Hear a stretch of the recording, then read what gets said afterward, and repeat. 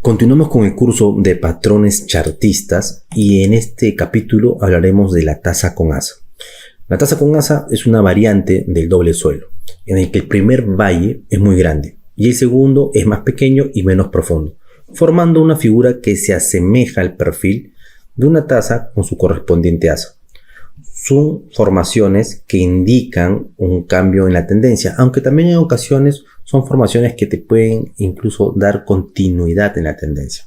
La tasa con asa es uno de los patrones que mayor efectividad tiene en el trading de acciones. También lo puedes utilizar en otros activos, pero donde más efectividad va a tener es haciendo trading de acciones y sobre todo en gráficos diarios. Aquí vemos un gráfico, un ejemplo con Nvidia, donde vemos una gran caída que corresponde al tasa y una caída más pequeña que corresponde al asa. Se parece un poco al doble suelo, solo que el asa no llega hasta el nivel, ¿no?, de caída de la tasa inicial. Por eso, finalmente es una tasa con asa, que tiene una base en la parte superior, ¿no? Esta base, ¿no?, se asemeja a lo que vendría a ser una resistencia. El punto pivote que une tanto el asa como el asa es por donde debe pasar dicha resistencia, dicha base. Cuando el precio rompe la base, como lo está haciendo aquí, se confirma la figura. Y luego la continuidad del movimiento alcista. Teóricamente, el recorrido mínimo que debe ejecutar la ruptura es la distancia que hay desde la base hasta la parte baja de la tasa, que es esta distancia de aquí. Pero en la práctica, sobre todo en acciones de buenas empresas, el precio suele recorrer bastante más. Entonces son operaciones que pueden tener una relación beneficio-riesgo bastante alta. Aquí vemos un ejemplo con el índice Nasdaq, el índice tecnológico. Este índice agrupa las 100 empresas del sector de tecnología más grandes de Estados Unidos. Tendencia alcista, luego hay una caída que corresponde a la primera tasa, una caída más pequeña, que es el asa, y una base bastante clara en la parte superior. Cuando el precio rompe la base, se confirma la figura y luego la continuidad del movimiento alcista. Segundo ejemplo, ahora mirando las acciones de Google. Gráfico semanal, ya no es un gráfico diario, este es un gráfico semanal. Fíjense que la tendencia había sido alcista, luego hay una gran caída que corresponde a una gran tasa y luego un asa pequeña.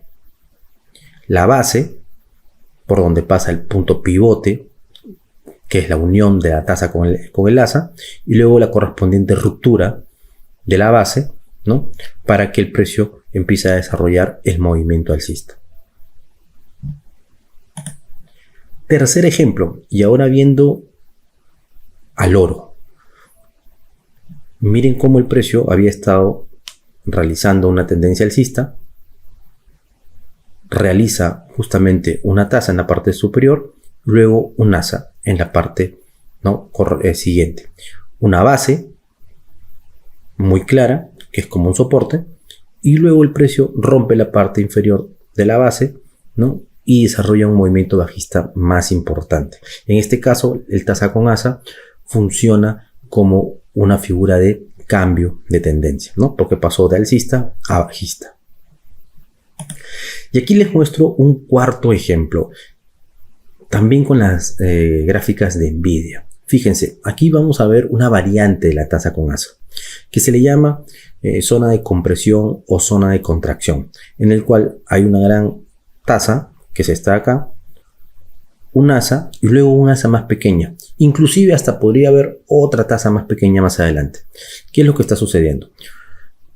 Tenemos que encontrarle sentido común a este movimiento, ¿no? Fíjense, la tendencia es alcista. Luego hay un movimiento correctivo en el cual el precio cae, vamos a decir, un 20%. Luego el precio ataca nuevamente el nivel de máximos anteriores, ¿no?, y vuelve a ceder. Pero esta vez cae solamente un 10%.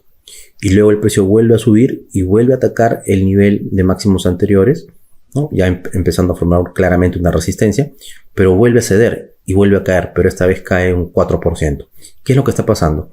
Lo que está sucediendo es que cada vez que el precio retrocede o corrige, son correcciones más pequeñas. Eso significa que cada vez hay menos oferta. Y si cada vez hay menos oferta, cada vez hay menos vendedores, entonces significa que hay más probabilidades de que si hay una ruptura de la base por la parte superior, veamos un movimiento alcista mucho más prominente, mucho más pronunciado. Entonces, esta figura, que es una zona de compresión o una zona de contracción, es una variante de la tasa con asa.